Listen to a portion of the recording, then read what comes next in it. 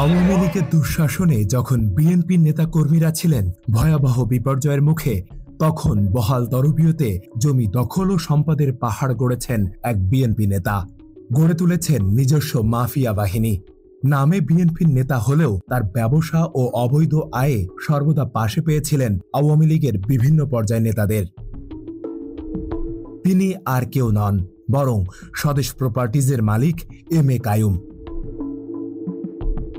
সম্প্রতি তাকে ঘিরে বেশ কিছু গুরুত্বপূর্ণ নথি এসে পৌঁছেছে মানবকণ্ঠের অনুসন্ধানে। ৩ মাফিয়া আতুরঘর হিসেবে পরিচিত স্বদেশ প্রপার্টিজ, যেখানে আওয়ামী লীগ বিএনপি নয়, বরং অবৈধ ব্যবসায়ীদের রাজনৈতিক পরিচয় মিলেমিশে একাকার। নিজ নিজ দলীয় আদর্শ ভুলে গিয়ে জাল জালিয়াতি করে অন্যের জমি লিখে নেওয়া, প্রতারণাপূর্বক টাকা হাতিয়ে নেওয়া সহ নানা অনিয়মের অভিযোগ রয়েছে স্বদেশ প্রপার্টিজ লিমিটেডের নামে। দেশের প্রচলিত আইনে তোয়াক্কা না করে সন্ত্রাসী বাহিনীর দাপটে অন্যের জমিতে জোরপূর্বক বালি ভরাট করা, কম দামে জমি লিখে নেওয়া সহ জাল দলিলের মাধ্যমে সরকারি খাল, বিল, জলাশয় ও খাস জমি দখল করে প্রকল্পের মাধ্যমে কোটি কোটি টাকা হাতিয়ে নেওয়ার অভিযোগ রয়েছে। এসব অপকর্মের শেল্টার দাতা হিসাবে কাজ করেন ওয়াকিল উদ্দিন, গোল্ডেন মনির ও এম.এ. কাইয়ুম। এ প্রকল্পের অন্যতম কর্ণধার এম.এ. কাইয়ুম অবৈধভাবে গড়ে তুলেছেন সম্পদের পাহাড়। নিজে 2 কোটি টাকা মূল্যের গাড়ি ব্যবহার করলেও তার পরিবারের অন্যান্য সদস্যরা আরও দামি গাড়ি ব্যবহার করেন।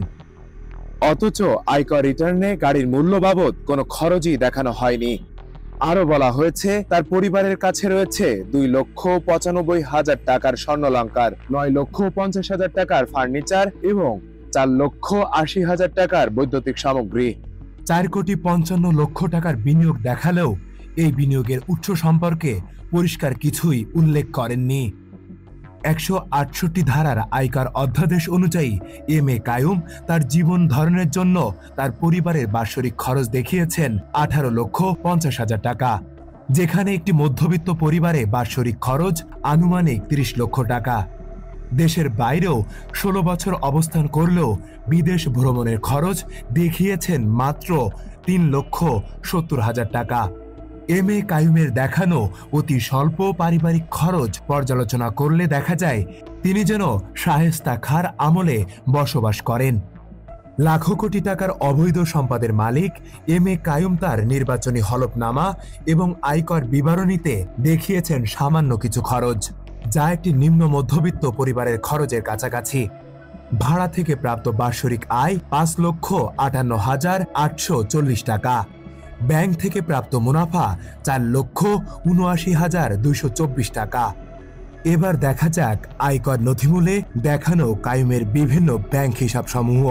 The city bank limited, Gulshan branch, FDR 1001, জমাকৃত 33,94,443 টাকা।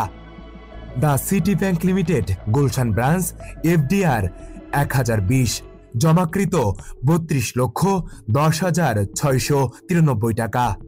First security bank limited, Gulshan branch, জমাকৃত 18,01,943 টাকা। Standard chartered bank limited, Banani branch, জমাকৃত 6,65,900 টাকা। The city bank limited, Gulshan branch, FDR 1001, জমাকৃত 1,56,112 টাকা। Mutual trust bank limited, Gulshan branch, জমাকৃত 1,481 টাকা। এছাড়াও Dhaka bank limited, Baridhara branch, জমাকৃত 2,20,530 টাকা। আয়কর বিবরণীতে এম.এ. কাইয়ুমের রয়েছে মোট 9,45,01,102 টাকা, কিন্তু এসবের উৎস সম্পর্কে কোনো বিবরণ দেওয়া হয়নি। কাইয়ুম কর্তৃপক্ষ প্রথম আয়কর বিবরণীতে লক্ষাধিক টাকার সম্পদ দেখালেও 2024-25 অর্থ বছরে প্রায় 20 কোটি টাকার অর্থ সম্পদের মালিক দেখিয়েছেন নিজেকে, যদিও তার এক স্বদেশ প্রপার্টিজেই রয়েছে হাজার কোটি টাকার বিনিয়োগ। নাম প্রকাশে না করা শর্তে দুদকের এক ঊর্ধ্বতন কর্মকর্তা মানবকণ্ঠকে জানান, কাইয়ুমের প্রথম আয়কর বিবরণী হাতে পেয়েছে দুর্নীতি দমন কমিশন। তার প্রদত্ত সম্পদের বিবরণীর বাহিরে যা রয়েছে তা সম্পূর্ণ আয় বহির্ভূত, যা পুঙ্খানুপুঙ্খ অনুসন্ধান করা হবে। এদিকে প্রাকৃতিক সম্পদ জলাশয় ভরাট করে স্বদেশ প্রপার্টিজ যেসব সম্পদ গড়েছে তা নিয়েও প্রশ্ন তুলেছে পরিবেশ অধিদপ্তর। আওয়ামী লীগের দুঃশাসনের অবসান হয়েছে, কিন্তু তাদের রেখে যাওয়া মাফিয়া এখনো বিভিন্নভাবে নিজেদের প্রভাব বজায় রেখেছে। এত শহীদের রক্তের বিনিময়ে যে দেশ অর্জিত হলো তা কি এখনো মুক্ত? এ সকল মাফিয়ার হাত থেকে কবে মুক্তি পাবে এদেশের মানুষ? সেই প্রশ্নই রয়ে গেছে।